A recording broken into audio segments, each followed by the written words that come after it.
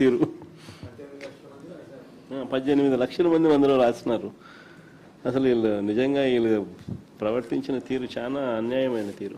నేను ఒక panel create చేస్తాం జగదీష్, ఇది అయిపోయినాక ఇది డీల్ చేసే దానికోసం మన లీగల్ సైడ్ నుంచి మన లాయర్లు ఎవరైతే, మన సీనియర్ అడ్వకేట్లు ఎవరైతే మన దగ్గర ఉన్నారో, సుధాకర్ రెడ్డి, మన వీళ్ళందరినీ కూడా తీసుకొని వచ్చి ప్యానెల్ క్రియేట్ చేసి ఇక్కడ కల్పనమ్మను, చంద్రశేఖరన్, ఎమ్మెల్సీలు మన పార్టీ తరఫున టీచర్లు ఎమ్మెల్సీలు ఎవరైతే ఉన్నారో వీళ్ళని కూడా తీసుకొని వచ్చి ఆ కమిటీలో పెట్టి ఇక్కడ మీకు అందుబాటులో ఉండేట్టుగా చేస్తాం.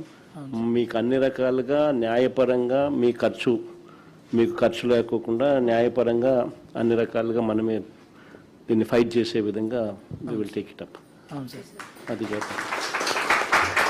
ఇక్కడ జియో ఫస్ట్ ఏమో ఇచ్చి ఎటువంటి ఎగ్జామ్ పెట్టుకోకుండా సర్టిఫికేట్ల కేవలము వీళ్ళ ఇష్టారాజ్యంగా దొంగ సర్టిఫికేట్ల ప్రకారము, లేకపోతే వీళ్ళ సర్టిఫికేట్లు ఏదైతే కరెక్ట్ అనుకుంటారో దాని ప్రకారమే ఉద్యోగాలు ఇచ్చే కార్యక్రమాలు చేసినారు. ఆ తర్వాత వాళ్ళు ఉద్యోగాలు ఇచ్చేసిన తర్వాత ఆ సర్టిఫికేట్ మళ్ళీ జీవో అది క్యాన్సిల్ చేసి ఇప్పుడు మళ్ళీ ఎగ్జామ్ మళ్ళీ మీరంతా రాయాలా అని చెప్పి అంటున్నారు. ఫస్ట్ ఏమో వాళ్ళు ఒక జీవో ఇచ్చినారు, వీళ్ళు ఎలాంటి ఎగ్జామ్ కు రాయాల్సిన అవసరం లేదు, వీళ్ళకు ఎగ్జామ్ రాయాల్సిన అవసరం లేకుండా కేవలం వీళ్ళ సర్టిఫికెట్ల ఆధారంగానే మేము అపాయింట్మెంట్ ఇస్తాము అని చెప్పి తర్వాత వాళ్ళ ఇష్టం వచ్చినట్టుగా ఆ కార్యక్రమాన్ని చేసినారు. నువ్వు సర్టిఫికెట్ల ఆధారంగా నువ్వు ఇంకా బలమైన సర్టిఫికెట్ పెట్టినా నీకు ఉద్యోగం ఇవ్వలేదు, కానీ వాళ్ళ ఇష్టం వచ్చినట్టుగా వాళ్ళు చేసుకున్న తర్వాత మళ్ళీ వెంటనే మళ్ళీ ఇంకో జీవో మళ్ళీ మార్పు చేసేసి ఇప్పుడు మళ్ళీ మీకు కూడా ఎగ్జామ్ మళ్ళీ దీనికి కూడా ఎగ్జామ్ రాస్తేనే ఎగ్జామ్ పాస్ అయితేనే అని మళ్ళీ తీసుకొచ్చినారు. ఎవరికి మేలు చేసేందుకు ఫస్ట్ జీవో తీసుకొచ్చినారు. తర్వాత ఎవరికి మళ్ళీ వాళ్ళ పని అయిపోయిన తర్వాత మళ్ళీ వెంటనే గేట్ ఎత్తినారు, మళ్ళీ పని అయిపోయిన తర్వాత మళ్ళీ గేట్ మూసినారు. At the end of the day ఒకటి గుర్తుపెట్టుకోవాల్సింది ఏంటంటే, ఎవరైతే ఎలిజిబుల్గా ఇప్పుడైతే బాధితులుగా ఎవరైతే ఉన్నామో కోర్టులకు తలుపులు తట్టే కార్యక్రమం చేస్తూ ఉన్నాము, అన్ని రకాలుగా మీ న్యాయ సహాయము, న్యాయ పోరాటం మీతో పాటు కలిసికట్టుగా వైఎస్ఆర్ కాంగ్రెస్ పార్టీ తరఫున లీగల్ సెల్ మొత్తం మీకు అండగా ఉండి నడిపిస్తుంది. We will all stand by you. ఇది ఒకటే కాదు, రేపొద్దున అన్యాయం జరిగింది అని అంటే మాత్రం మళ్ళీ మన ప్రభుత్వం వచ్చిన తర్వాత మళ్ళీ ఒకసారి దీని మీద మళ్ళీ ఒకసారి రీఎంక్వైరీ చేద్దాం. Don't worry, we'll demand for an enquiry తల్లి, we'll demand for CBI enquiry. In fact వీళ్ళు పొరపాటున వీళ్ళు ఏ రకంగా వీళ్ళు చేయకపోయినా కూడా నాట్ ఓన్లీ ఇప్పుడు ప్రస్తుతానికి నేను చెప్తా ఉన్నాను, ఈ న్యాయ కోర్ట్స్ అనేది ఆశ్రయిస్తూ ఉన్నాం అనేది one part of the story. Matter of only time. కొంచెం ఓపిక పట్టు. ఏడిచినందు వల్ల సాధించేది ఏం లేదు, ధైర్యం కోల్పోవడం వల్ల మనం సాధించేది ఏం లేదు. ధైర్యంగా ఉండండి. Matter of only time. 3 ఏళ్ళు కళ్ళు మూసుకుంటే కళ్ళు అయిపోతుంది. మనం వచ్చిన తర్వాత ఎగ్జాక్ట్లీ ఎవరెవరైతే ఈ రకంగా బాధితులుగా ఉన్నారో మీ స్పెసిఫిక్ కేసెస్ మీదనే ఒక ప్రత్యేక కమిషన్ వేసి ఎంక్వైరీ చేపిస్తాం.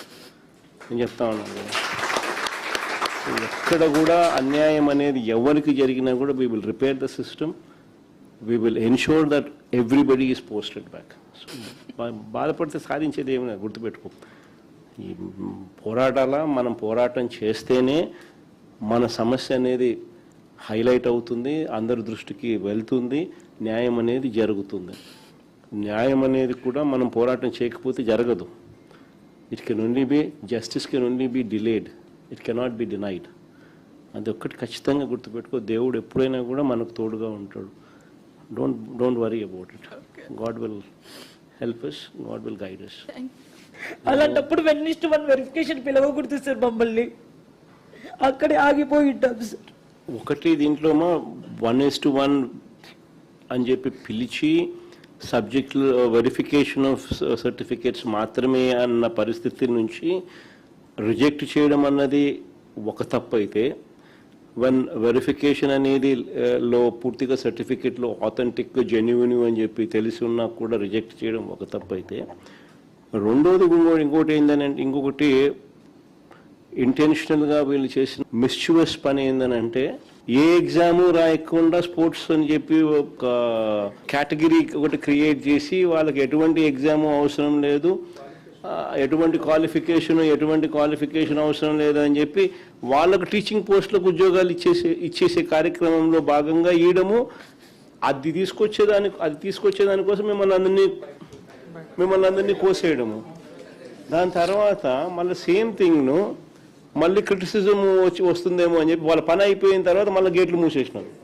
మళ్ళీ కొత్త ఇంకో జీవో ఇచ్చి లేదు ఇప్పుడు ఖచ్చితంగా వీళ్ళు కూడా ఎగ్జామ్ రాయాల్సిందే అని చెప్పి వాళ్ళకి మాత్రం వర్తించదంట, ఇక మీదట మాత్రం ఎవరికైనా కానీ వర్తిస్తుందట అని చెప్పి తీసిన. అంటే దాని అర్థమైంది, వాళ్ళందరితో వీళ్ళు మాట్లాడుకొని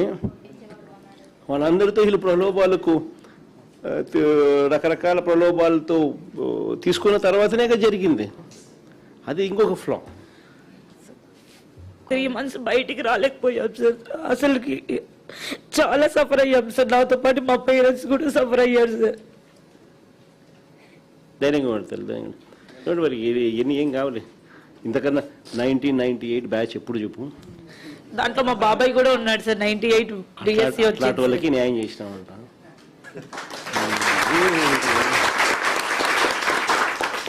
దీని గురించి బాధపడతావు ఎందుకు, కొంచెం ఉపయోగపట్టు. Thank you sir.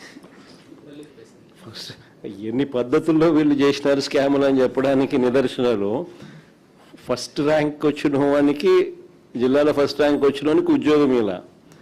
ఎందుకు ఉద్యోగం ఇవ్వలేదు అని అంటే వీళ్ళు చెప్పేది వెరిఫికేషన్కి రాలేదని. వెరిఫికేషన్కి రానోడు కోర్టుకు పోయి నాకు ఉద్యోగం ఎందుకు ఇవ్వడం లేదు అని చెప్పి కోర్టుకు పోయే కార్యక్రమం చేసినాడు అని అంటే ఫస్ట్ పేపర్లు లీక్ కాడ నుంచి జరుగుతూ ఉంది. ఇలా కావలసిన వాళ్ళకు ఫస్ట్ పేపర్లు లీక్ ఇచ్చి కొంతమందిని తెచ్చుకునే కార్యక్రమం, తర్వాత రకరకాల పిచ్చి జియోలు ఇచ్చి ఎలాంటి క్వాలిఫికేషన్ అవసరం లేదు అని చెప్పి ఏకంగా జీవోని ఇష్యూ చేసి గేట్లు ఎత్తడము, గేట్లు తీసేయడము, ఆ పద్ధతిలో కూడా మళ్ళీ తీసుకొచ్చే కార్యక్రమం చేయడంతో గందరగోళం క్రియేట్ చేసినారు. సో ఇక్కడేమో 1:1 అని చెప్పి పిలిచి సర్టిఫికెట్స్ వెరిఫికేషన్ మాత్రమే ఫార్మాలిటీ అనేది పెండింగ్లో ఉండగా, సర్టిఫికెట్లన్నీ పర్ఫెక్ట్గా ఆథెంటిక్గా ఉన్నాయని తెలిసినా కూడా మళ్ళా ఉద్యోగం ఇవ్వకోకుండా ఎగరగొట్టే కార్యక్రమాలు చేసినారు.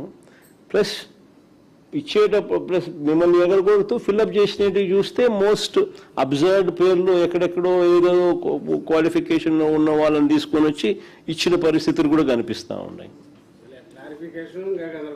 వాళ్ళ క్లారిఫికేషన్ అడిగితే అసలు లెక్కలేనితనంతో క్లారిఫికేషన్ ఇస్తారు. మీరు అడిగేది ఒక క్వశ్చన్ అడుగుతారు, వాడు క్లారిఫికేషన్ ఇచ్చేది మీరు అడిగిన భాష అర్థం కానట్టుగా ఏదో ఒక వేరే ఆన్సర్ చూస్తే వేరే మాదిరిగా ఇంకొక క్వశ్చన్కి సంబంధించిన ఆన్సర్ ఇస్తా ఉన్నారు. అంటే లెక్కలేనితనంతో ఆన్సర్ ఇస్తా ఉన్నారు. మీ అందరికీ మళ్ళీ ఒకసారి చెప్తా ఉన్నాను, మనకు మాట్లాడగలిగిన వాళ్ళు బహుశా నా దగ్గరికి కొంతమంది రాగలిగినారు, చాలామంది కొన్ని వేల మంది చాలా మంది బహుశా రాలేని పరిస్థితిలో కూడా ఉన్న వాళ్ళు కూడా చాలా మంది కూడా ఉండొచ్చు. బట్ ప్రతి ఒక్కరికి కూడా నేను భరోసా చెప్తాను. ఇక్కడ ఒక కోఆర్డినేషన్ కింద ఇక్కడ ఇద్దరు ఎమ్మెల్సీలు, వీళ్ళిద్దరు టీచర్స్ ఎమ్మెల్సీలే, చంద్ర అండ్ కల్పనమ్మ. వీళ్ళకి తోడు మన స్టూడెంట్ వింగ్ నుంచి ప్లస్ మన లీగల్ సైడ్ నుంచి కూడా మన పార్టీ లీగల్ సైడ్ నుంచి కూడా లాయర్లు అందరినీ కూడా ఎంపానల్ చేసి ఒక కమిటీని ఫామ్ చేసి ఇక్కడ పెడతాం. ఎవరికి ఏ సమస్య